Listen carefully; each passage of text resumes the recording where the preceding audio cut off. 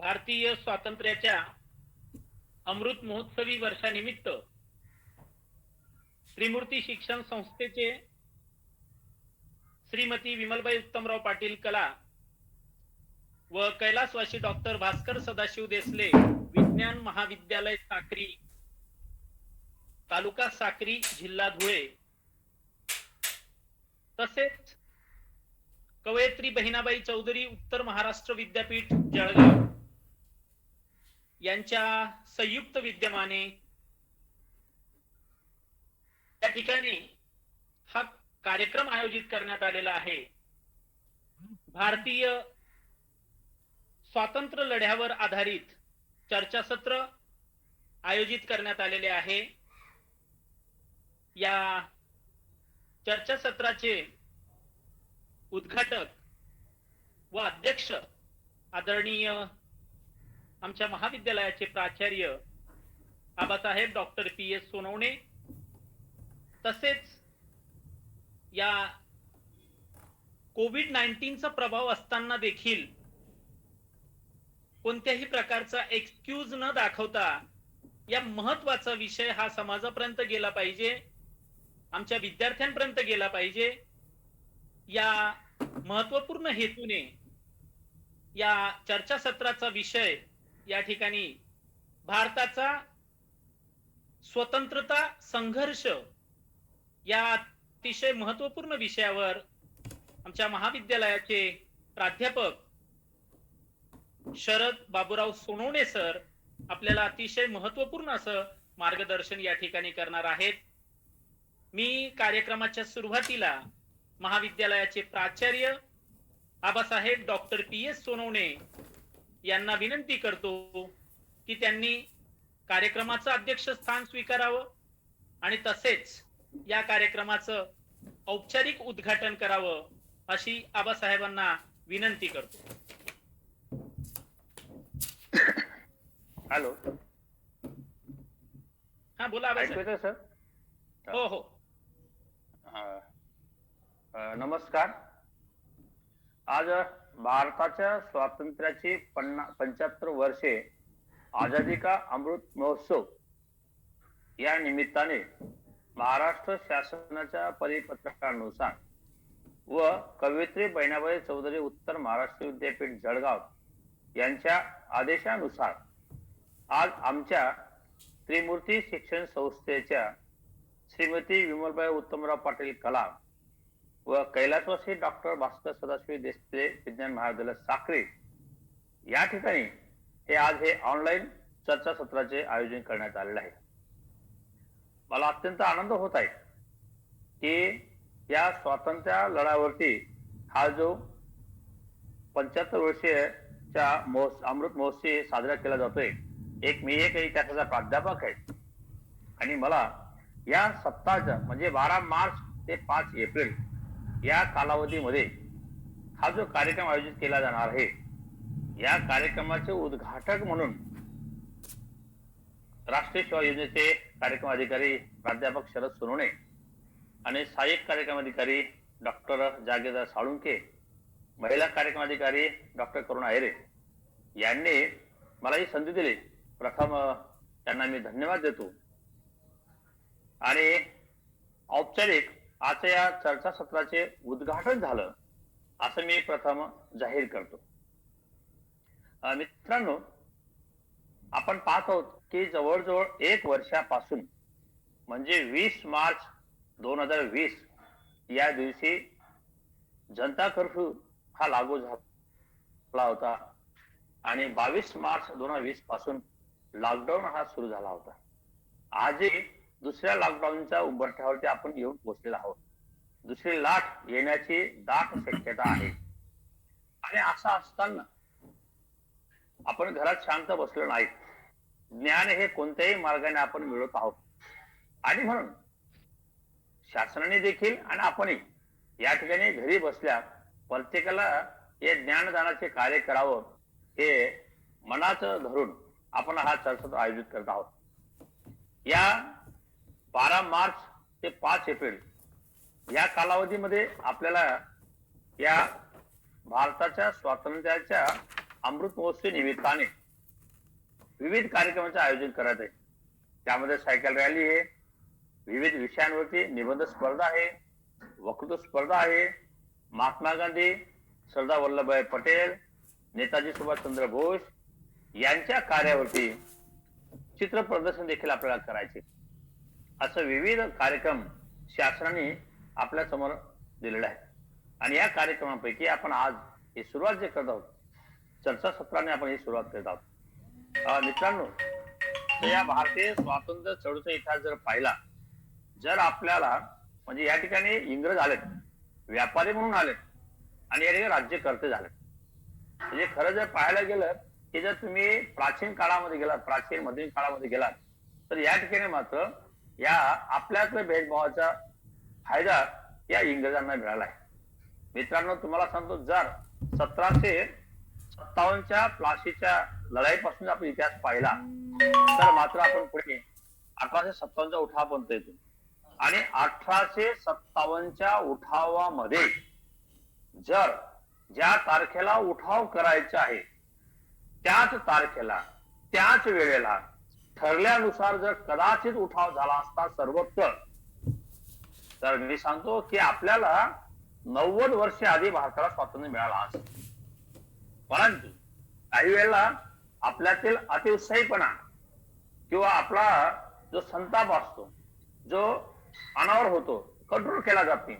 आणि मग अशा प्रकारचे या ब्रिटिशांच्या जो का अन्याय होत होता, अत्याचार होत होता, तो अन्याय आणि अत्याचार या स्वातंत्र्य सैनिकांना सहन झाला नाही. आणि म्हणून परिणाम असा झाला की ठरलेल्या तारखेला उठाव न होता आज दुसऱ्या गावाला, उद्या तिसऱ्या गावाला, अशा वेगवेगळ्या तारखेला या ठिकाणी उठाव झाला. आणि वेगवेगळ्या तारखेला आणि ठरलेल्या तारखेपेक्षा आधी उठाव झाल्यामुळे याचा फायदा इंग्रजांना मिळाला. आणि म्हणून 1857 उठावामध्ये भारतीयांना अपयश आलं. परंतु जरी भारतीयांचे अपयश आलं असलं तरी एक लक्षात ठेवावं लागणार आहे की या ठिकाणी एका पर्वाचा अंत झालेला आहे की जे 1600 मध्ये ईस्ट इंडिया कंपनी स्थापन झाली होती. या कंपनी भारतामध्ये व्यापार करण्यासाठी आले, ते राज्यकर्ते झाले. आणि ही व्यापाराचा फक्त नफा हा दृष्टिकोन असतो. आणि म्हणून इंग्रजांनी हे पाहिलं, जर असाच जर दृष्टिकोन आपण भारतामध्ये ठेवला तर मात्र या कंपनी सरकारच्या विरुद्ध हा जो उठाव झालेला आहे याच्यापेक्षा भयानक हा उठाव होईल. आणि म्हणून आपल्याला आपल्या धोरणात बदल हा करणं अत्यंत गरजेचं आहे. आणि म्हणून राणीच्या जाहीरनाम्यानुसार 1858 मध्ये या देशातील ईस्ट इंडिया कंपनी सरकार बरखास्त झाले आणि या ठिकाणी ब्रिटिश पार्लमेंटची सत्ता या भारतावर झाली. म्हणजे विचार करा मित्रांनो, जरी 1857च्या उठावामध्ये भारतीयांना अपयश आला असलं तरी देखील मात्र ब्रिटिशांना याची नोंद घ्यावं लागेल, दखल घ्यावं लागेल. का? कारण की या ठिकाणी भारत एक अंड देणारी कोंबडी. का? कारण की या ठिकाणी ते पहिली जी क्रांती झाली होती, औद्योगिक क्रांती, ती इंग्लंडमध्ये झाली होती. आणि भारत हा एक कच्च्या मालासाठी त्यांना फार उपयुक्त होता. आणि म्हणूनच अशा देशांना ते गमावू शकत नव्हते. आणि म्हणून या देशामध्ये आपल्याला जर जास्त काळ सत्ता घ्यायची असेल तर मात्र आपल्याला भारतीयांना विश्वासात घेतल्याशिवाय चालणार नाही. मित्रांनो, तुम्ही पहा, या ठिकाणी इंग्रज किती होतो? इंग्रज बोटावर इतके होते. सर्व भारत हा देश होता, पण तरी देखील मात्र त्यांनी आपल्या याच्यावरती राज्य केलंय. का? त्याला कारण आज अनेक कारण आहेत. कारण की मी अध्यक्ष वाचनामध्ये मी जर जास्त बोलत राहिलो मात्र आजचे जे प्रमुख वक्ते आहेत त्यांच्यावर अन्याय होईल. कारण मी इतिहासाचा प्राध्यापक वाचल्यामुळे मी याच्यावर तासंतास बोलू शकतो. परंतु आज पॉलिटिक्सच्या प्राध्यापकाला आपला संधी द्यायचे की त्याने देखील इतिहासावरती या ठिकाणी व्याख्यान द्यायचे. आणि मित्रांनो, अशा प्रकारे 1858 मध्ये या ठिकाणी ब्रिटिश पार्लमेंटची सत्ता आली. ब्रिटिश पार्लमेंटची सत्ता आल्यानंतर मात्र खऱ्या अर्थाने या ठिकाणी मात्र मग स्वातंत्र्याची चळवळ, स्वातंत्र्य लढा हा सुरू झाला. एक मला गर्वानं असं सांगावं लागेल की संपूर्ण भारतामध्ये ब्रिटिशांच्या विरुद्ध जे काही वातावरण तयार झालं त्यामध्ये आपला खानदेश देखील मागे नव्हता. त्यातल्या त्यात आपला साक्री तालुका देखील मागे नव्हता. लक्षात घ्या, पूर्व खानदेश आणि पश्चिम खानदेश यांचे फार मोठे योगदान आहे. तुम्ही जर पश्चिम खानदेश पाहिलं तर मात्र आपलं कासारे मागे नव्हतं. त्यानंतर चिमटाणा पाकचा खजिना लूट हा देखील ब्रिटिशांना हैराण करणारा होता. त्याचबरोबर 1942 मध्ये नंदुरबारला या बालगोपाळाने शिरीष कुमारांनी इंग्रजांविरुद्ध लढा दिला होता. त्याचबरोबर इतकं निमित्तानं तुम्हाला सांगतो, हे जे भूमिगत स्वातंत्र्य सेनानी होते, या भूमिगत स्वातंत्र्य सेनानींना मदत करणारे की ज्यांच्या आज इतिहासामध्ये नोंद नाही, कांताबाई भावसार आहेत, आमचे मोठाभाऊ मराठे आहेत, कमलाताई मराठे आहेत, असं अनेक. एवढं इतकंच नाही की विटाळे गोराणाचे भिका पवार आहेत, गोराणाचे दीपचंद भिल आहेत, यांना मी स्वतः प्रत्यक्ष भेटलोय. एमपीएल करत असताना यांचे मी प्रत्यक्ष पाहणी केले. आणि मग अशा प्रकारे दीपचंद भिल सारखा मनुष्य प्रामाणिकपणे या ठिकाणी लढतो. आणि म्हणून आपण गर्वाने असं म्हणायचे की आमचा खानदेश देखील या स्वातंत्र्य लढ्यामध्ये मागे नव्हता. ही दखल घेणं अत्यंत गरजेचे आहे. आणि म्हणून हा इतिहास आमच्या मुलांसमोर पोहोचणं अत्यंत गरजेचं आहे. आम्हाला फक्त एवढंच माहिती आहे, इंग्रजांनी राज्य केलं, इंग्रजांनी असं केलं, आर्थिक शोषण केलं, परंतु त्याचबरोबर या इंग्रजांचा विरोध जो लढा दिला, ते कोणी लढा दिला आणि आपल्या पूर्वजांनी काय केलंय हे देखील यांच्यामध्ये इतिहास पोहोचणं अत्यंत गरजेचं आहे. आणि म्हणून अशा चर्चासत्राद्वारे मात्र त्यांच्यावर हा खरा इतिहास पोहोचणं आवश्यक आहे. आणि म्हणून मला अत्यंत अभिमान होतोय की अमृत महोत्सव निमित्ताने आपण ही जो सुरुवात करतोय ही अत्यंत चांगल्या प्रकारे केली आणि खूप बोलावं असं वाटतं, परंतु सोनवणे सर आपल्याला अन्याय होईल आणि म्हणून आपण मला संधी दिली त्याबद्दल संपूर्ण एनएससी युनिटचा मी आभारी आहे. धन्यवाद. धन्यवाद आबासाहेब. आपण उद्घाटक म्हणून, परंतु ज्या गोष्टीवर आपण फोकस केला की धुळे जिल्हा साक्री तालुका या ठिकाणाहून भारतीय स्वातंत्र्य लढ्यात जे स्वातंत्र्य सेनानी ज्यांनी खऱ्या अर्थानं लढा दिलेला आहे आणि जो विद्यार्थ्यांपर्यंत खरं म्हणजे ते ज्ञान माहीत नाही, तर खरोखर अतिशय महत्वपूर्ण अशा गोष्टीवर आपण फोकस केलात. खरं तर आपल्याला ऐकावंसं खूप वाटत होतं, परंतु वेळेचं बंधन असल्या कारणाने तुम्ही थांबलात. परंतु निश्चितच एक व्याख्यान याच विषयावर तुमचं झालं पाहिजे असा मानस आहे. यानंतर या चर्चासत्राचे प्रमुख व्याख्याते आदरणीय प्राध्यापक शरद सोनवणे यांनी भारताचा स्वतंत्रता संघर्ष या विषयावर फोकस टाकावा व आमच्या विद्यार्थ्यांना मार्गदर्शन करावं अशी मी त्यांना विनंती करतो. प्राध्यापक शरद सोनवणे सर. नमस्कार.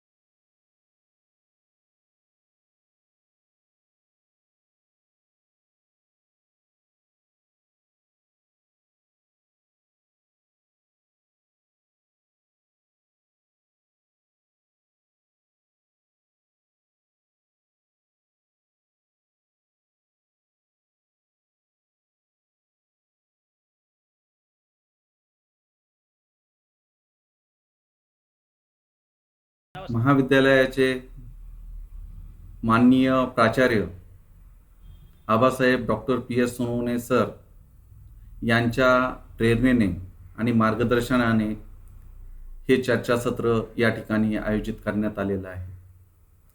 तसेच आपल्या त्रिमूर्ती शिक्षण संस्थेचे अध्यक्ष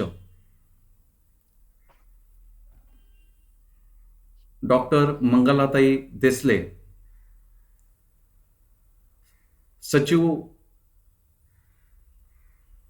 मृणालताई देसले आणि आपल्या या त्रिमूर्ती शिक्षण संस्थेचे संचालक सदस्य डॉक्टर अजिंक्य देसले यांची प्रेरणा आपल्याला सातत्याने लाभत असते आणि त्यांच्या प्रेरणेतून यापूर्वीही आपण अनेक वेबिनारचं आयोजन या ठिकाणी केलेलं आहे. यावर्षी येणारा जो स्वातंत्र्य दिन आहे तो आपला अमृत महोत्सवी स्वातंत्र्य दिन आहे आणि या अमृत महोत्सवी स्वातंत्र्य दिनानिमित्ताने महाराष्ट्रभर वेगवेगळ्या कार्यक्रमांचे आयोजन केले जावे अशा प्रकारचे एक निर्देश महाराष्ट्र शासनाने दिलेले आहे. आणि पुन्हा त्यांचा एक असा मानस होता की आजच्या दिवसापासून ती सुरुवात झालेली पाहिजे, म्हणजे 12 मार्च पासून आपल्याला भारताचा स्वातंत्र्य संघर्ष या विषयावर आजचा हा वेबिनार किंवा चर्चासत्र आयोजित करण्यात आलेले आहे. तर त्या संबंधी बोलत असताना सुरुवातीला एक गोष्ट आपल्याला लक्षात घ्यावी लागते. भारतीय स्वातंत्र्याचा आढावा घेत असताना भारताची पार्श्वभूमी, भारतीय स्वातंत्र्य आंदोलनाची पार्श्वभूमी ही देखील आपल्याला सुरुवातीला समजून घेणं गरजेचं असतं. त्यानंतरच आपण भारतीय स्वातंत्र्य लढ्याचा अभ्यास व्यवस्थितपणे करू शकतो, समजून घेऊ शकतो. आणि आपण भारताचे नागरिक आहोत म्हणून आपल्याला भारताचा यथोचित इतिहास माहिती असला पाहिजे. म्हणून माझा इतिहास विषय नाही किंवा हा भाग गौण आहे. प्रत्येक विद्यार्थ्याला, प्रत्येक भारतीय नागरिकाला आपला जाज्वल्य इतिहास माहिती असणं गरजेचं आहे. आणि कदाचित त्याच दृष्टिकोनातून महाराष्ट्र शासनाचा हा प्रयत्न असावा असं देखील मला वाटतंय. तर मित्रांनो, माझ्या व्याख्यानाला सुरुवात करण्यापूर्वी मी काही गोष्टी नमूद करू इच्छितो. कारण की भारतीय स्वातंत्र्य आंदोलनाचा आढावा घेत असताना आतापर्यंत आपण बघितलेलं आहे किंवा अभ्यासलेलं आहे, साधारणतः त्याचे 3 भागामध्ये वर्गीकरण केले जाते. म्हणजे भारतीय स्वातंत्र्य आंदोलन म्हणजे हे आपण आधुनिक भारताच्या इतिहासामध्ये याला अभ्यासतो आणि त्याचे साधारणतः आपण 3 कालखंड करतो स्वातंत्र्य लढ्याचे. त्यामध्ये पहिला कालखंड आहे की राष्ट्रीय काँग्रेसची स्थापना झाली तेव्हापासून 1920 पर्यंतचा कालखंड, म्हणजे 1905 ते 1920 हा पहिला कालखंड होता की ज्याला मवाळ कालखंड म्हटलं जातं. दुसरा कालखंड आहे भारतीय स्वातंत्र्य लढ्याचा, तो म्हणजे जहाल राष्ट्रवादाचे राजकारण किंवा जहाल राष्ट्रवादी लढा. तर तो आहे 1905 ते 20 पर्यंत, तो एक टप्पा आपण मानतो. आणि त्याच्यानंतरचा जो टप्पा आहे तो आहे गांधीयुग. 1920 ते भारताला स्वातंत्र्य मिळेपर्यंतचा जो टप्पा आहे तो गांधीयुगाचा टप्पा आपण मानतो. आणि साधारणतः सर्व चर्चा स्वातंत्र्य लढ्याविषयी चर्चा होत असताना हे पहिले 2 टप्पे दुर्लक्षिले जातात आणि सर्व चर्चा ही होते ती गांधी युगावर. म्हणून स्वातंत्र्य आंदोलनाची सुरुवात ही महात्मा गांधीच्या युगापासूनच सुरू झाली असं आपल्या सर्व विद्यार्थी जाणतो, म्हणतो आणि सांगतो. म्हणून म्हणजे हा एका व्याख्यानामध्ये हा सगळा भारतीय स्वातंत्र्य लढा आपल्यासमोर मांडणं हे कठीण आहे, कोणालाही कठीण आहे. म्हणून मी या सुरुवातीलाच या व्याख्यानाला प्रारंभ करण्यापूर्वी म्हणजे ही प्रस्तावना करतोय या व्याख्यानाची, तर मी अगोदरच एक याची मर्यादा व्याख्यानाची ती नमूद करू इच्छितो. ती म्हणजे माझ्या या व्याख्यानामध्ये जास्तीत जास्त भर हा पहिल्या 2 टप्प्यावर असणार आहे. भारतीय राष्ट्रीय काँग्रेसची स्थापना, त्याच्यानंतर मवाळ राजकारण म्हणजे 1885 ते 1905 आणि त्यानंतरचा टप्पा तो म्हणजे 1905 ते 1920 आणि नंतर 1920 पासून गांधी युगात काय घडलं आणि स्वातंत्र्य लढा कसा लढला गेला याच्याबद्दल जास्तीत जास्त माहिती सर्वांना आहे. म्हणून मी तो टप्पा उगवता घेणार आहे. तर मित्रांनो, आपल्याला माहिती आहे सरांनी आत्ताच प्राचार्य सरांनी आता प्रास्ताविकामध्ये एक गोष्ट नमूद केली, ती म्हणजे काय की 1857चा लढा हा जर एकसंघपणाने आणि सूत्रबद्ध पद्धतीने लढला गेला असता तर भारत 90 वर्षापूर्वी स्वातंत्र्य झाला असता, अशा प्रकारचं मत प्राचार्यांनी नोंदवलेलं आहे. त्याचाच एक भाग म्हणून मी म्हणजे ती पार्श्वभूमी आहे. आणि म्हणून मला व्याख्यानाला सुरुवात करण्यापूर्वी किंवा करताना त्या पार्श्वभूमीला थोडंसं टच करणं गरजेचं आहे आणि त्या दृष्टिकोनातून मी त्या पार्श्वभूमीचा थोडासा आढावा घेतो. मित्रांनो, 1857चा उठाव हा भारतीय स्वातंत्र्य लढ्यातील, त्याला स्वातंत्र्य समर देखील म्हटलं जातं आणि तो एक मैलाचा दगड होता, महत्वपूर्ण टप्पा आहे. परंतु आणखीन एक गोष्ट महत्वाची की 1850च्या दरम्यान खरं तर इंग्रजांनी 1818 मध्ये जेव्हा शनिवार वाड्यावर युनियन जॅक फडकवला तेव्हा त्यांनी संपूर्ण हिंदुस्थान पादाक्रांत केलेला होता आणि त्यांनी संपूर्ण हिंदुस्थानावर त्या वेळपासून ब्रिटिशांचा अंमल सुरू झालेला होता. परंतु आपण या ठिकाणी काही गोष्टी अशाही पाहिल्या पाहिजे किंवा नमूद केल्या पाहिजे. त्या म्हणजे ब्रिटिश या ठिकाणी आले म्हणजे सर्व काही वाईटच झालं असंही नाही. बऱ्याचशा गोष्टी त्यांच्या सहवासातून आपल्याला चांगल्या देखील मिळालेल्या आहेत. ते इथे आले, इंग्रजी शिक्षणाची सुरुवात झाली, दळणवळणाची सुरुवात झाली आणि म्हणजे लोकांचा एकमेकांशी संपर्क वाढला. पूर्वी जे समुद्राचं उल्लंघन करणे की समुद्राच्या पलीकडे जाणं आपल्याकडे निषिद्ध मानलं जात होतं तेही सुरू झालं. म्हणजे इंग्रजाच्या सहवासाने अनेक चांगल्या गोष्टी या ठिकाणी घडलेल्या आहेत. तार, डाक, पोस्ट, रेल्वे ह्या गोष्टी या ठिकाणी आलेल्या आहेत. याच्यामुळे दळणवळण वाढलं, जनसंपर्क वाढला. इंग्रजांनी महत्वाची जी आपल्याला देणगी दिली ती इंग्रजीची दिली, इंग्रजी भाषेची देणगी दिली. आणि त्याच्यामुळे आपला भारत देश हा विविध भाषा बोलणारा देश आहे, विविध संस्कृती परंपरांचे पालन करणारा देश आहे. तर त्या सर्व भारतीयांना एका सूत्रात बांधण्याचं काम या इंग्रजी भाषेने केलेलं आहे. आणि त्यामुळे जरी एका बाजूने आपण भारतावर अनेक आक्रमक येऊन गेले, मोगलांनी कित्येक वर्ष राज्य केलं, मोगलानंतर हे इंग्रज आले, पण इंग्रजांनी एका सूत्रात बांधण्याचं काम आपल्याला केलं. त्यामुळे या भारतातील काही नवशिक्षित तरुण जे होते त्यांनी इंग्रजी शिक्षण घेतलं आणि इंग्रजी शिक्षणाच्या माध्यमातून त्यांचा पाश्चात्य उदारमतवादी मूल्यांशी परिचय झाला. न्याय, स्वातंत्र्य, समता, बंधुता या मूल्यांशी त्यांचा परिचय झाला. ते युरोपात शिकायला गेले आणि त्यांना असं जाणवलं की ही परिस्थिती माझ्या भारतात का असू नये.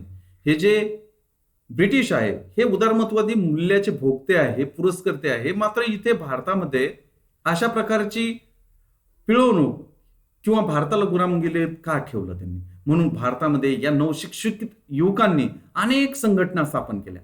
मित्रांनो, या ठिकाणी मी तुम्हाला सांगेल की 1851 मध्ये ब्रिटिश इंडियन असोसिएशन नावाची बंगालमध्ये एक जमीनदाराची संघटना स्थापन झाली होती. त्यानंतर आपल्याला परिचित आहे की बॉम्बे असोसिएशन नावाची मुंबईमध्ये जगन्नाथ शंकर शेट्टी यांनी एका संघटनेची स्थापना केली होती. त्याबरोबर पुण्यातील सार्वजनिक सभा, east India association, Indian association, national conference अशा अनेक संघटना, मद्रास महाजन सभा अशा अनेक संघटना या ठिकाणी स्थापन झालेल्या होत्या. आणि म्हणजे या संघटना काय सांगतात आपल्याला, भारतीयांमध्ये एकीकरणाची एक संघटनाची प्रक्रिया सुरू झालेली होती. आणि दुसऱ्या बाजूला एक इतिहास विसरायचा नाही, तो म्हणजे प्राचार्य सरांनी त्यांच्या प्रास्ताविकामध्ये जे सांगितलं की 1857चा उठाव हा जर संघटितपणे लढला गेला असता तर आपल्याला 90 वर्षापूर्वी स्वातंत्र्य मिळालेलं असतं.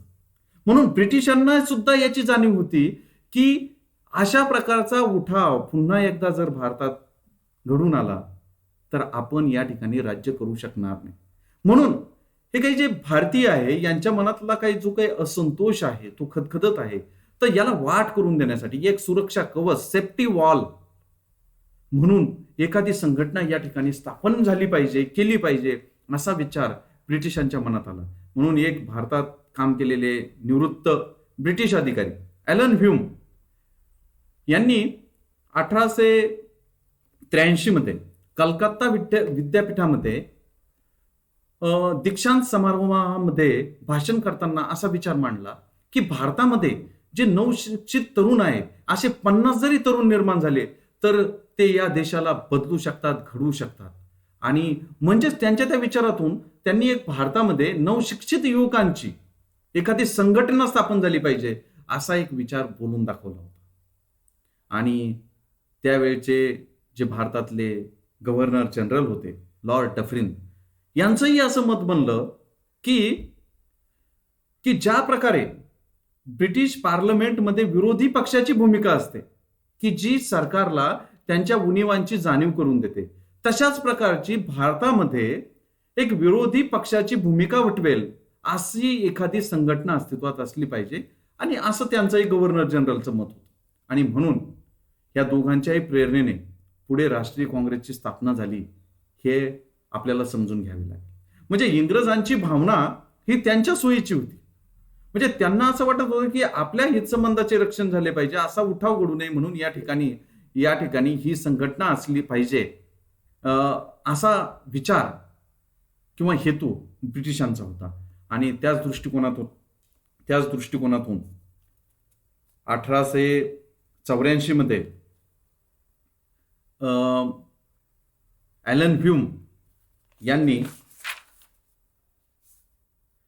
पुण्यामध्ये एक राष्ट्रीय संघटना स्थापन करण्याच्या दृष्टीनं इंडियन नॅशनल युनियनची एक बैठक बोलवली 1884 मध्ये.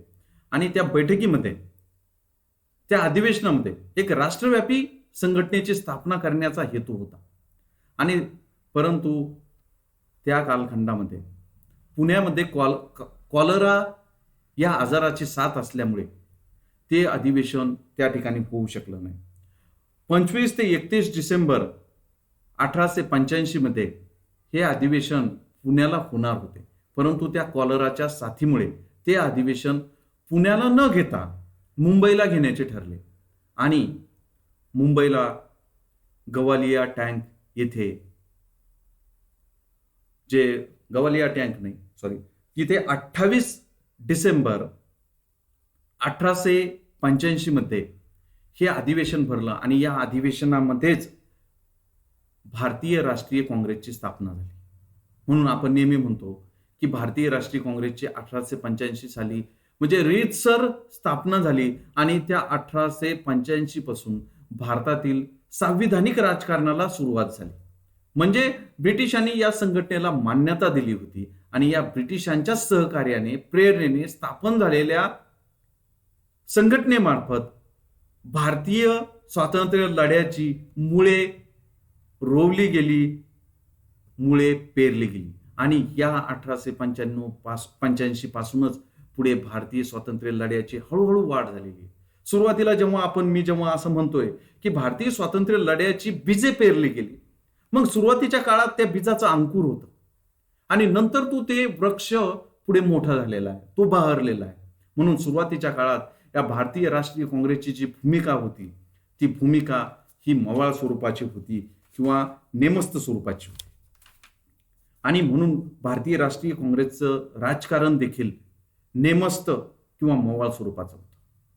या भारतीय राष्ट्रीय काँग्रेसची स्थापना होत असताना पहिल्याच त्याच्या अधिवेशनाचे अध्यक्ष उमेशचंद्र बॅनर्जी हे होते आणि तिथून भारतीय राजकारणाची वाटचाल सुरू होती, स्वातंत्र्य लढ्याची वाटचाल सुरू होते.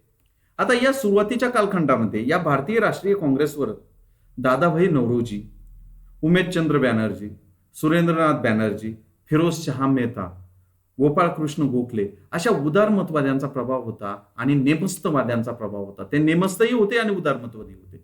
उदाहरणार्थ त्यांचा ब्रिटिशांचा हे ब्रिटिश शिक्षण घेतलेले नवयुवक, त्यावेळचे नवयुवक हे पाश्चात्य उदारमतवादी मूल्यांनी प्रेरित होते आणि त्यांचा ब्रिटिशांच्या न्यायबुद्धीवर गहन विश्वास होता. त्यांना असं वाटत होतं सुरुवातीच्या कालखंडामध्ये की या ब्रिटिशांच्या सहवासामुळे की ब्रिटिशांचं भारतातील साम्राज्य हे दैवी प्रयोजन आहे अशा प्रकारची धारणा किंवा विचार या नेमस्त पुढाऱ्यांचा होता. म्हणजे तुम्हाला सुरुवातीला आपल्याला एक लक्षात घेतलं पाहिजे की हे जे सुरुवातीच्या कालखंडातला भारतीय स्वातंत्र्य लढा आहे तो कशा प्रकारचा आहे. म्हणजे तो इंग्रजांच्याच सहकार्याने, इंग्रजांच्याच छत्रछायेखाली सुरू झालेला आहे, म्हणून याची सुरुवात ही अशा प्रकारची होती. परंतु आणखीन एक गोष्ट या ठिकाणी नमूद करावी लागेल की 1801-2 वर्षानंतरच की हे भारतीय राष्ट्रीय काँग्रेसचं व्यासपीठ हे फक्त राजकीय प्रश्नांची चर्चा करण्यासाठीच असलं पाहिजे अशा प्रकारचा एक विचार या भारतीय राष्ट्रीय काँग्रेसच्या व्यासपीठावर आला. म्हणून काही लोक जे सामाजिक प्रश्नांची चर्चा करू इच्छित होते भारतीय राष्ट्रीय काँग्रेसच्या व्यासपीठावर, त्यांना आपलं एक वेगळं व्यासपीठ निर्माण करावं लागलं त्यांना विरोध झाल्यामुळे. म्हणून 1887 मध्ये सामाजिक परिषदेची स्थापना झालेली आहे आणि त्या सामाजिक परिषदेच्या व्यासपीठावर सामाजिक प्रश्न नंतरच्या काळात चर्चिले गेलेले आहे आणि रानडे त्याचे मुख्य प्रेरक होते किंवा पुरस्कर्ते होते हे आपल्याला दिसून येतं किंवा या ठिकाणी नमूद करावं लागेल. आता हे बघा, मी सुरुवातीला ही बीजे सांगत असताना आता आपण हळूहळू म्हणजे स्वातंत्र्य लढ्याकडे वळणार आहोत, म्हणजे ही पार्श्वभूमी समजून घेत आहोत. आता मी सुरुवातीला सांगितलं की ब्रिटिशांच्याच पुढाकाराने ही काँग्रेसची स्थापना झाली, परंतु थोड्याच दिवसात ब्रिटिशांना असं जाणवलं की या भारतीय राष्ट्रीय काँग्रेसच्या माध्यमातून भारतीयांमध्ये राष्ट्रवादाची भावना प्रबळ होत आहे आणि ही भारतीय जनतेमध्ये ही जी प्रबळ होणारी राष्ट्रवादाची भावना आहे, ही भावना जर अधिक प्रबळ झाली तर आपलं साम्राज्य डळमळीत झाल्याशिवाय राहणार नाही. म्हणून थोड्याच दिवसात ब्रिटिशांनी फोडा आणि झोडा हे धोरण या ठिकाणी सुरू केलं आणि जे हिंदू मुस्लिम होते यांच्यामध्ये दुही निर्माण करण्याचं राजकारण सुरू केलं. म्हणून आपण जेव्हा म्हणजे सरळ सरळ आपण बाहेर व्यवहारामध्ये बोलतो की ब्रिटिशांचं फोडा आणि झोडा धोरण अवलंबतो. पण ते कसं आहे, ते कधी सुरू झालंय, तर ते या सुरुवातीच्या कालखंडातच सुरू झालेलं आहे. कारण की जेव्हा राष्ट्रवादाची भावना प्रबळ होते, तर म्हणून भारतीयांमध्ये फूट पाडण्यासाठी त्यांनी फोडा आणि जोडा, राज्य करा ही नीती वापरायला सुरुवात केली. मग ती कशी, की म्हणजे आपल्याला त्याच्या अगोदर एक ब्रिटिशांचा एक धोरणही समजून घ्यावं लागेल.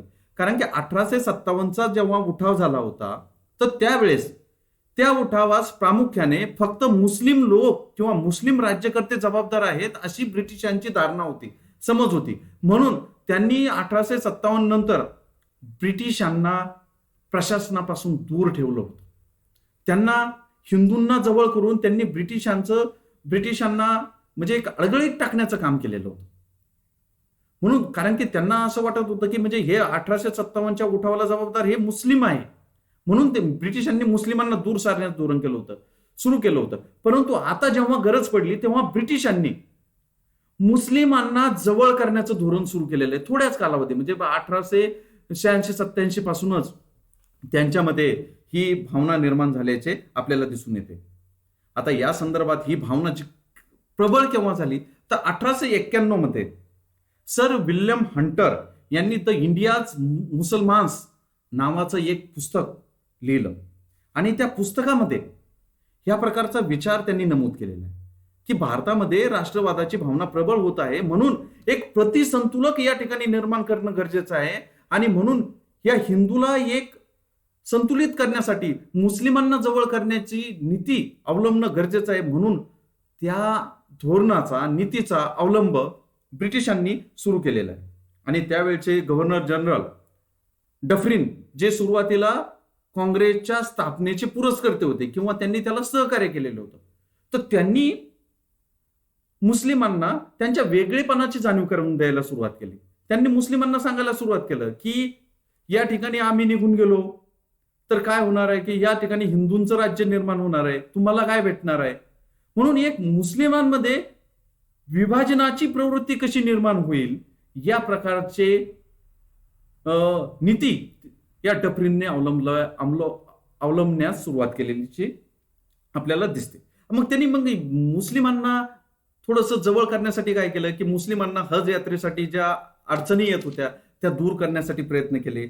मुस्लिमांना प्रशासनामध्ये महत्वाच्या पदावर घेण्यास या डफरीनने सुरुवात केलेली आहे. आणि काँग्रेस ही फक्त हिंदूंची संघटना आहे हे मुस्लिमांच्या मनावर बिंबवण्याचा प्रयत्न त्यांनी केलेला आहे. म्हणून आणि मुस्लिम हे अल्पसंख्याक आहे अशा प्रकारची जाणीव त्यांच्यामध्ये निर्माण करण्याचं काम या ब्रिटिश राज्यकर्त्यांनी केलेलं आहे. हीच ती ब्रिटिशांची फोडा आणि राज्य करा, हिंदू मुस्लिमांमध्ये एक दरी निर्माण करण्याचं काम या प्रकारे या ब्रिटिशांनी केलेलं आहे. नाहीतर आपल्याला दिसतो, इतिहास साक्षी आहे की 1857च्या उठावामध्ये हिंदू मुस्लिम एक दिलाने या इंग्रजांना हाकलून देण्यासाठी लढले होते. परंतु पुढे या ब्रिटिशांनी या प्रकारच्या नीतीचा अवलंब केल्याचं आपल्याला दिसून येतं. यानंतरच्या काळामध्ये आपल्याला आणखीन एक दिसतंय की 1886च्या कालखंडामध्येच मुस्लिम पुढारी सर सय्यद अहमद खान यांनी मोहमेडन एज्युकेशन कॉन्फरन्सची स्थापना करून या माध्यमातून वेगवेगळ्या शाळा आणि महाविद्यालय स्थापन करण्यास सुरुवात केल्याचे दिसते. आणि या माध्यमातून या सर सय्यद अहमद खानच्या या प्रयत्नांना ब्रिटिशांचं सहकार्य होतं, समर्थन होतं. आणि म्हणूनच आपल्याला एक दिसत असेल की या सर सय्यद अहमद खान यांनी मुस्लिमांच्या शिक्षणासाठी अलीगड विद्यापीठाची जी स्थापना केलेली आहे. सुरुवातीला ती शाळा होती, तिचं नंतर विद्यापीठात रूपांतर झालेलं आहे. तर त्या विद्यापीठाचे पहिले प्राचार्य म्हणून इंग्रज अधिकारी सिडान्स यांना नियुक्त केलं होतं. आणि त्याचबरोबर या सर सय्यद अहमद खान यांनी त्यांच्या वेगवेगळ्या शाळा महाविद्यालयामध्ये इंग्रज शिक्षकांची, प्राध्यापकांची भरती सुरू केली होती. आणि या माध्यमातून इंग्रज आणि मुस्लिम यांचं नातं हे अधिकाधिक घट्ट करण्याचा प्रयत्न या सर सय्यद अहमद खान यांनी सुरू केला. आणि इंग्रजही त्याला समर्थक होते आणि इंग्रजांचाही त्याला म्हणजे इंग्रजांना ते हवंच होतं. आणि म्हणून या अशा या वातावरणामध्ये हिंदू मुस्लिम दरी निर्माण झालेली होती. हिंदू मुस्लिम दरी निर्माण झाली होती. म्हणून त्या काळामध्ये हिंदू आणि मुस्लिम यांच्यामध्ये अनेक सांप्रदायिक दंगली घडल्याचे उदाहरणं इतिहासामध्ये आपल्याला दिसून येते. आता या ठिकाणी आणखीन एक गोष्ट मी नमूद करू इच्छितो की 1893 आणि 94 मध्ये भारतात अनेक ठिकाणी, खास करून महाराष्ट्रामध्ये मुंबई, पुणे आणि जसं आपले प्रिन्सिपाल सरांनी सांगितलं त्याप्रमाणे धुळ्यामध्ये देखील हिंदू मुस्लिम दंगल झाली होती. आणि म्हणून या दंगलीचा प्रतिरोध करण्यासाठी एक टिळकांनी एक हिंदू संघटन निर्माण करण्यासाठी शिवजयंती आणि गणेश उत्सवाची सुरुवात केलेली. ते सार्वजनिक स्वरूपात हे उत्सव निर्माण करण्यास सुरुवात केलेली टिळकांनी. बघा, म्हणजे एक वाद प्रतिवाद हे कशा प्रकारचे हे आपण समजून घेतलं पाहिजे. म्हणजे टिळकांनी सार्वजनिक स्वरूपामध्ये शिवजयंती आणि गणेश उत्सव साजरा करण्यास सुरुवात केली. काही ही एकाएक घडलेली घटना नाहीये. त्याला हिंदू मुस्लिम दंगलीची पार्श्वभूमी आहे. आणि म्हणून या हिंदूंचं संघटन करण्यासाठी या दोन उत्सव लोकमान्य टिळकांनी सुरू केल्याचे आपणास दिसून येते. म्हणजे या प्रकारे म्हणजे हिंदू आणि मुस्लिम यांच्यामध्ये दरी इंग्रजांनी निर्माण केली होती. ही देखील आपल्या स्वातंत्र्य चळवळीमधल्या पहिल्या टप्प्यातील ब्रिटिशांची रणनीती आपण समजून घेतली पाहिजे.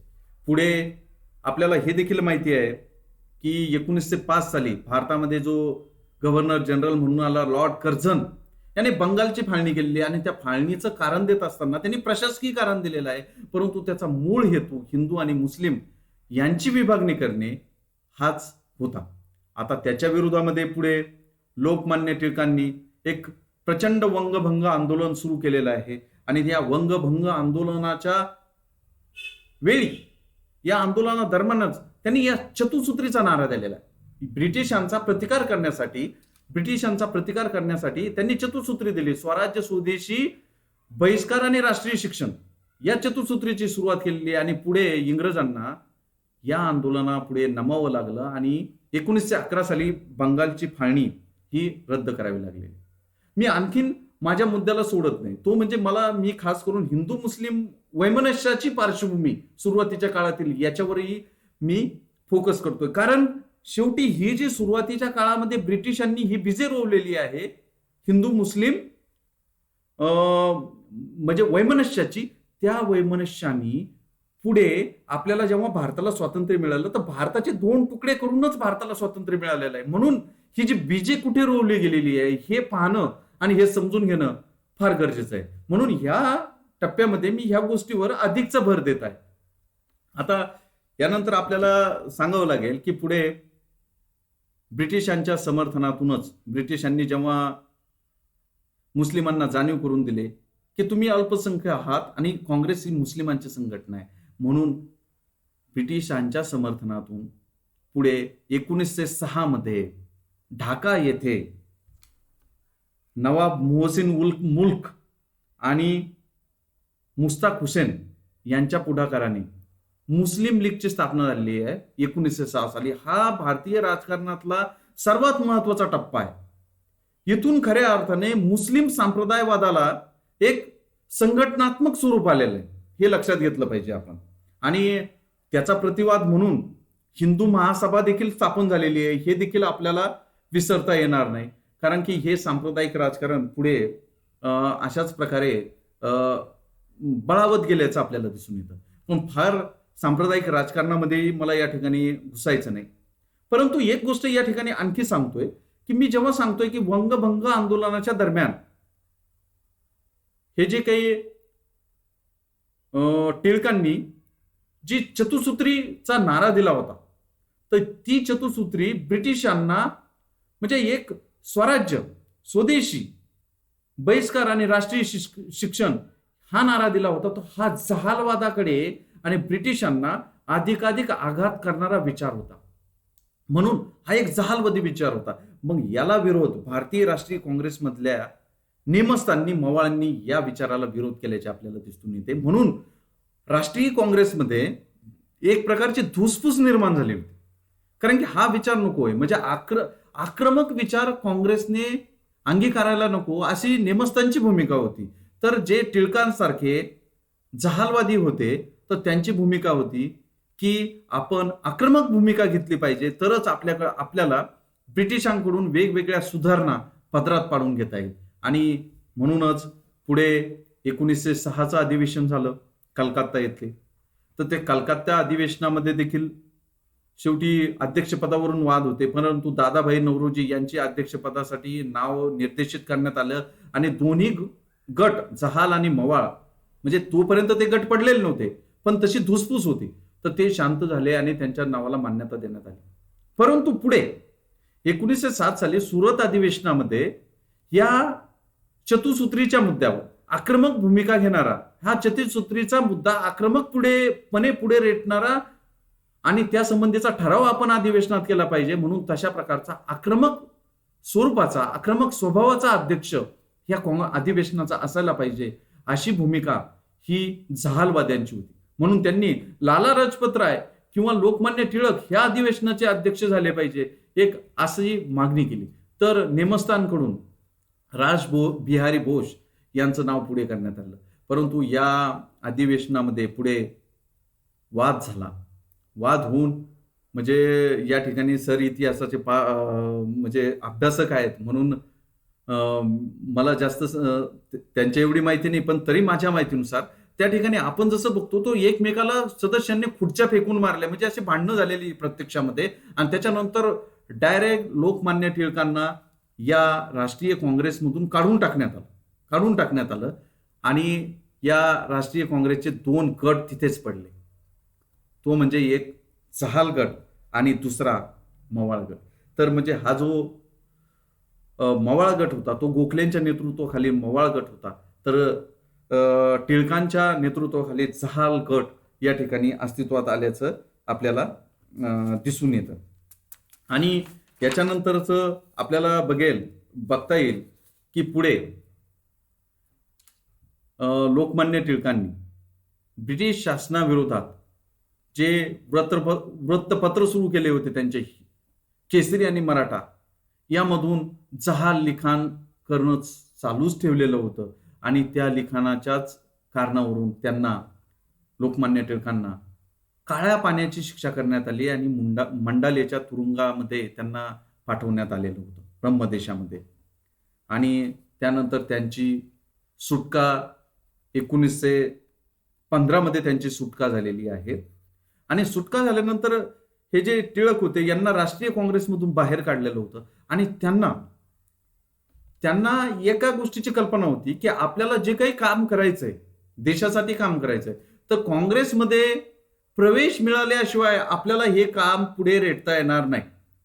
म्हणून म्हणजे लोकमान्य टिळकांचे काँग्रेसमध्ये पुन्हा प्रवेश मिळवण्याचे प्रयत्न सुरू होते. परंतु जोपर्यंत फिरोजशहा मेहता आणि गोखले हे जिवंत होते, तोपर्यंत म्हणजे टिळकांना काँग्रेसमध्ये पुन्हा घेतलं गेलेलं नाही.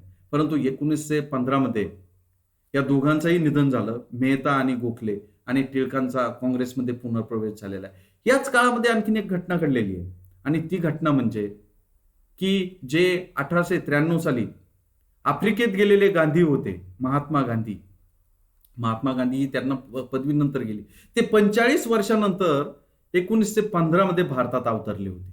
आणि त्यांचे जे राजकीय गुरु होते, ते ज्यांना राजकीय गुरु मानत होते, ते गोपाळकृष्ण गोखले यांनी त्यांना सुरुवातीला सांगितलं होतं की तुम्ही इथे आल्या राजकारणात हस्तक्षेप करू नका, तुम्ही 1 वर्ष काहीच स्टेटमेंट द्यायचं नाही, काहीच बोलायचं नाही इथल्या राजकारणावर, तर 1 वर्ष भारत भ्रमण करा, इथली परिस्थिती समजून घ्या, आणि मग तुम्हाला काय भूमिका घ्यायची ती तुम्ही घ्या. मग त्या आपल्या गुरुच्या आज्ञेला अनुसरून महात्मा गांधींनी देखील 1915 या ठिकाणी आगमन झाल्यानंतर 1 वर्ष भारतभर भ्रमण केलं. भ्रमण करून त्यांनी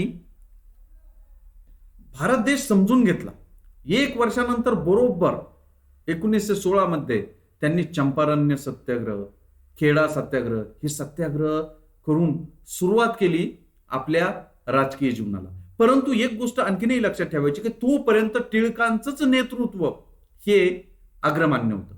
नंतरच्या काळात आपल्याला आणखीन एक गोष्ट लक्षात घ्यावी लागेल की 1916 मध्ये टिळकांचा जेव्हा याच्यामध्ये काँग्रेसमध्ये प्रवेश झालेला आहे अमृतसर अधिवेशनामध्ये, तर त्या अधिवेशनामध्ये त्याच्यानंतर 1915चे अमृतसर अधिवेशनामध्ये प्रवेश झाला आणि त्यानंतर 1916 मध्ये जे लखनौला अधिवेशन होणार होतं, तर त्या अधिवेशनासाठी टिळक निघाले आणि त्या ठिकाणी ब्रिटिशांविरोधात आपल्याला काय रणनीती आखायची त्या संबंधीची योजना ते करणार होते.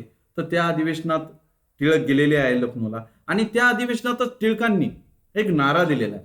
तो नारा कोणता? की स्वराज्य हा माझा जन्मसिद्ध हक्क आहे आणि तो मी मिळविणारच. म्हणजे हा घटनाक्रम देखील माहिती पाहिजे की तो लखनौ अधिवेशनामध्ये 1916 मध्ये दिलेला आहे. आणि त्याच्या पूर्वीची एक घटना की त्यामध्ये त्याच कालखंडामध्ये हे बघा काही प्रयत्न हिंदू मुस्लिम ऐक्याचे प्रयत्न देखील झालेले.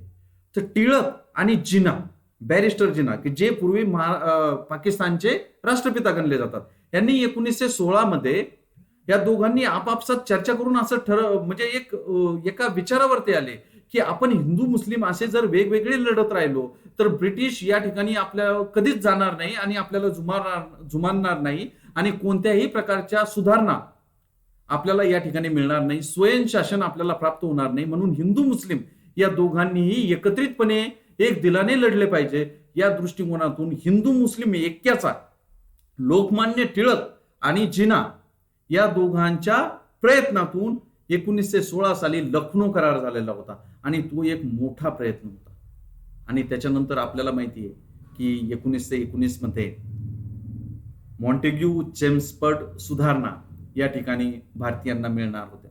म्हणजे या सुधारणा काय, तर भारतीयांचा कायदे मंडळात थोडाफार त्यांना प्रतिनिधित्व देण्याची प्रक्रिया या ठिकाणी सुरू झाली होती आणि त्या प्रक्रियेमध्ये प्रांतिक कायदे मंडळाच्या निवडणुका लढविण्यासाठी लोकमान्य टिळकांनी एक डोक्यामध्ये विचार चालवलेला होता आणि तो विचार होता एक पक्ष स्थापनेचा विचार होता. त्यांनी काँग्रेस डेमोक्रॅटिक पक्ष नावाचा एक पक्ष स्थापन करण्याचा विचार त्यांच्या डोक्यात होता आणि त्या पक्षाच्या माध्यमातून त्यांना या प्रांतिक कायदे मंडळाच्या निवडणुका लढवायच्या होत्या. परंतु 1920च्या म्हणजे त्या दरम्यानच त्यांची परिस्थिती थोडीशी शारीरिक परिस्थिती ही गंभीर होत गेलेली आहे आणि त्यांच्यावर अनेक जे खटले चालू होते, तर त्या खटल्यानिमित्तानेच ते जुलै 1920 मध्ये मुंबईला आले होते आणि त्या ठिकाणी त्यांची प्रकृती अचानक बिघडलेली आहे आणि ती प्रकृती बिघडली आणि त्याच ठिकाणी 1 ऑगस्ट 1920 रोजी लोकमान्य टिळकांचं निधन झालेलं आहे. आता यापूर्वीची एक गोष्ट लक्षात घ्यायची आहे आपल्याला की हे लोकमान्य टिळकांचं निधन होत असताना त्याच्या एक दिवस अगोदरच महात्मा गांधींनी ब्रिटिशांविरोधात असहकाराचा नारा दिलेला होता आणि त्यांनी मुदत दिलेली होती, नारा नाही मुदत दिलेली होती की आम्हाला सुधारणा तुम्ही दिल्या नाही तर आम्ही आमचं म्हणणं मानलं नाही तर 1 ऑगस्ट पासून आम्ही असहकार आंदोलन सुरू करणार. आणि नेमकं योगायोगाने 1 ऑगस्ट म्हणजे 31 जुलै रोजी महात्मा गांधीजींची जी इंग्रजांना दिलेली मुदत संपते, इंग्रज मानत नाही आणि त्याच दिवशी 1 ऑगस्टला लोकमान्य टिळकांचं निधन होतंय आणि त्याच दिवशी महात्मा गांधीजींचं असहकार आंदोलन सुरू होतंय आणि त्याच दिवसाला आपण असं मानतोय की त्या दिवशी एका टिळक युगाचा अस्त होतो आणि गांधी युगाची सुरुवात होती. पुढे गांधीजींनी सविनय कायदेभंग, भारत छोडो भारत किंवा चले जावचा नारा देऊन भारतीय स्वातंत्र्यासाठी एक मोठं योगदान दिलेलं आहे. आणि मी अगोदरच सांगितल्याप्रमाणे आता मी गांधी युगावर मी फारसं बोलणार नाही, परंतु मी हे अगोदरचा जो टप्पा घेतला तर या टप्प्यामध्ये म्हणजे टिळक हे अनेक जे क्रांतिकारक होते, खास करून मी टिळकावर फोकस देऊन हिंदू मुस्लिम ऐतिहासिक वैमनस्याची पार्श्वभूमी अधोरेखित करण्याचा प्रयत्न केलेला आहे.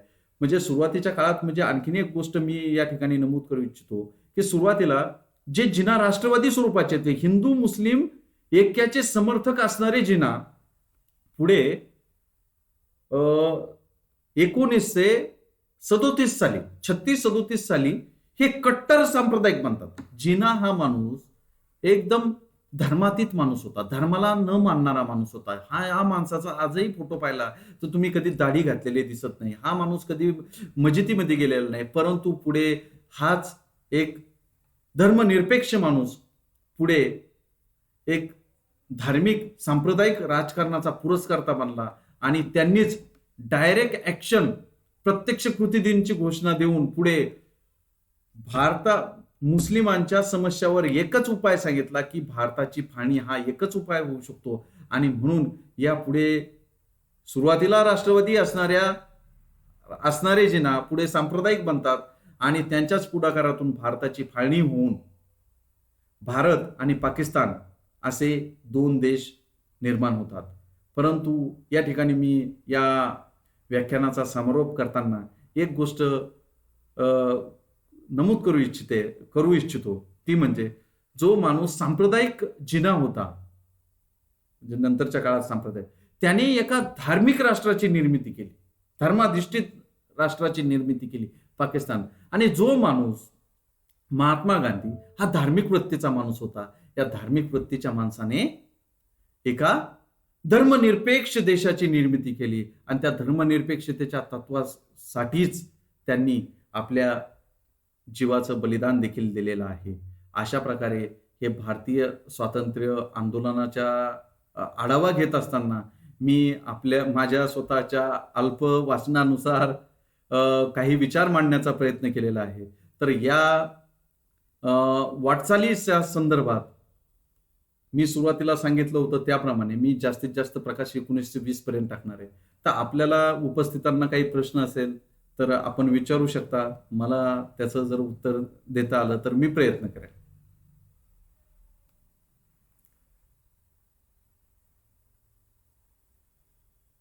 Salunke sir, hello hello. Salunke sir, तुमचा आवाज येत नाहीये. हा, ऐकू येतंय का? हो, आता येतोय. आता येतं. हा हा, प्राध्यापक शरद सोनवणे सर. हा, बोला सर. म्हणजे ज्या गोष्टीबाबत खर तर अज्ञान होतं हा, की खऱ्या अर्थाने म्हणजे राष्ट्रीय काँग्रेसचे जनक हे खरोखर म्हणजे इंग्रजच होते. हो हा पहिला मुद्दा माझ्या लक्षात आला. हो. आणि दुसरी गोष्ट सर, प्रामुख्याने दुसरी गोष्ट मी नमूद करू इच्छितो की हिंदू आणि मुसलमानांमध्ये खऱ्या अर्थाने दरी निर्माण करणारे जनक सुद्धा इंग्रज होते. हो, बरोबर. हे आपल्या व्याख्यानातून क्लिअर झालं. आणि तिसरा मुद्दा मी असं मांडू इच्छितो सर की आपण तरुणांना या ठिकाणी सांगितलेलं आहे, कारण आपल्या या चर्चासत्रामध्ये जे तरुण जे विद्यार्थी उपस्थित आहेत त्यांना माझं आपल्या व्याख्यानाच्या माध्यमातून मी एकच गोष्ट सांगू इच्छितो की आज देखील या इंग्रजी प्रवृत्तीचे लोक समाजामध्ये आज देखील आहेत. आणि भविष्य कशा पद्धतीने आपला भारत हा जरी स्वतंत्र झालेला असला तरी देखील अशा अपप्रवृत्ती समाजामध्ये आहेत. आणि म्हणून भारत कसा निकोप आणि निरोगी राहील याच्यासाठी या व्याख्यानाच्या माध्यमातून तरुणांनी निश्चितच खूप काही शिकण्यासारखं आहे. म्हणून खरोखर आपलं धन्यवाद. प्राचार्य साहेबांचं देखील धन्यवाद. Thank you sir, thank you. अजून कोणी कोणाला आणखीन काही बोलायचं असेल, विचारायचं असेल तर विचारू शकता. बरं, मला वाटतं कोणाला काही प्रश्न नाहीयेत सर. मी आजच्या कार्यक्रमाच्या चर्चासत्राचा समारोप आभार प्रदर्शनानं होईल म्हणून मी. Hello sir.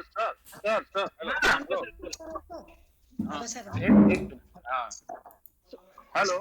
हा सर, बोला सर, खरोखर मला फार अभिमान आहे की तुम्ही 1885च्या काँग्रेसच्या पासून तर थेट जवळजवळ गांधी युगापर्यंत इथे आणून ठेवला. गांधी युगाचा पुढे पण इतिहास आहे, परंतु तुमचं जे टाइम बॉन्ड आहे बरं का, हो. त्याच्यामध्ये आपण अत्यंत सुरेख असं मांडण्याचा प्रयत्न केलाय.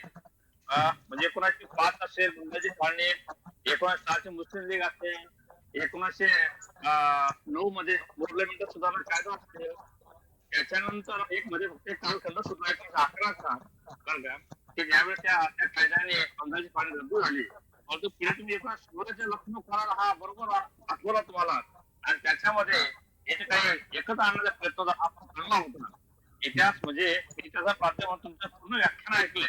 हो. हे अत्यंत बुद्धिष्ट एका पॉईंट तुम्ही या ठिकाणी घेतल्यात आणि गांधी युगा पद्धतीने आणून ठेवलंय. तर प्रथम मी तुम्हाला धन्यवाद देतो की पॉलिटिशियन प्राध्यापक तुम्ही इतिहास अत्यंत चांगल्या प्रकारे मांडलेला आहे. असाच प्रयत्न आपण ठेवा आणि अशीच प्रगती आपण करा, असं या चर्चासत्रा निमित्ताने आपला शुभेच्छा देतो आणि इथं थांबतो. धन्यवाद आबासाहेब, अं, धन्यवाद. आबासाहेब, खर तर सरांचा मुद्दा मला एक खूपच भावला. तो म्हणजे महात्मा गांधी आणि डॉक्टर जीना यांच्यामधला जो फरक आहे तर तो अतिशय कमीत कमी शब्दांमध्ये आणि चांगल्या पद्धतीने सरांनी मांडलेला आहे. कारण एक सांप्रदायिक व्यक्ती धार्मिक देशाची निर्मिती करतो आणि जी व्यक्ती धार्मिक होती ते सांप्रदायिक देशाची निर्मिती करते, ही गोष्ट फार मोठी आहे. धन्यवाद. मी बरोबर. कार्यक्रमाच्या शेवटी आमच्या राष्ट्रीय सेवा योजनेचे सहाय्यक कार्यक्रम अधिकारी प्राध्यापिका डॉक्टर करुणा हिरे मॅडम यांना विनंती करतो की कार्यक्रमाचं आभार प्रदर्शन करावं. धन्यवाद सर. सर ऐकायला येत आहे? हो, येतं Yes, येतं. yes. हो हो हो. श्रीमती विमलबाई उत्तमराव पाटील कला आणि कैलासवासी डॉक्टर भास्कर सदाशिव देसले विज्ञान महाविद्यालयाच्या वतीने शासनाच्या आदेशान्वये भारताच्या स्वातंत्र्याला 75 वर्ष पूर्ण होत आहेत. या अमृत महोत्सवी वर्षानिमित्त आपण आज ऑनलाईन चर्चासत्राचे आयोजन केले आणि या ऑनलाईन आयोजनासाठी आम्हाला प्रेरणा देणारे संस्थेचे अध्यक्ष मृणालताई देसले, संस्थेच्या सचिवा आदरणीय डॉक्टर मंगलाताई देसले, संस्थेचे सचिव आदरणीय अजिंक्यदादा देसले यांची आम्हाला नेहमीच प्रेरणा मिळते आणि या कार्यक्रमांसाठी ते आम्हाला नेहमीच मार्गदर्शन करतात. म्हणून मी महाविद्यालयाच्या वतीने आणि राष्ट्रीय सेवा योजनेच्या वतीने त्यांचे आभार व्यक्त करते. त्याचप्रमाणे या कार्यक्रमाचे उद्घाटक महाविद्यालयाचे प्राचार्य आदरणीय doctor Dadaso PS Sonawane sir यांनी विविध उदाहरणातून स्वातंत्र्य आंदोलनात सक्रिय सहभागी झालेल्या सेनानींचे उदाहरण देऊन आपल्याला मार्गदर्शन केले. त्यांचेही मी राष्ट्रीय सेवा योजनेच्या वतीने आणि महाविद्यालयाच्या वतीने आभार व्यक्त करते. या कार्यक्रमाचे प्रमुख वक्ता राष्ट्रीय सेवा योजनेचे कार्यक्रम अधिकारी प्राध्यापक शरद सोनवणे सर यांचेही त्यांनी सखोल मार्गदर्शन केले आणि स्वतंत्रता आंदोलनात सहभाग कशा प्रकारचा होता, बॅरिस्टर जीनांचा, टिळकांचा, महात्मा गांधींचा, विविध नेत्यांच्या सहभागाविषयी त्यांनी आपल्याला सखोल मार्गदर्शन केले. त्यांचीही मी राष्ट्रीय सेवा योजनेच्या वतीने आणि आपल्या महाविद्यालयाच्या वतीने आभार व्यक्त करते. अगदी सुंदर शब्दामध्ये आपल्या प्राध्यापक डॉक्टर जहागीरदार साळुंखे सरांनी खूप छान पद्धतीने सूत्रसंचालन केले आणि शरद सोनवणे सरांच्या त्या वक्तव्यावर मला इथं तेच सांगायचं होतं की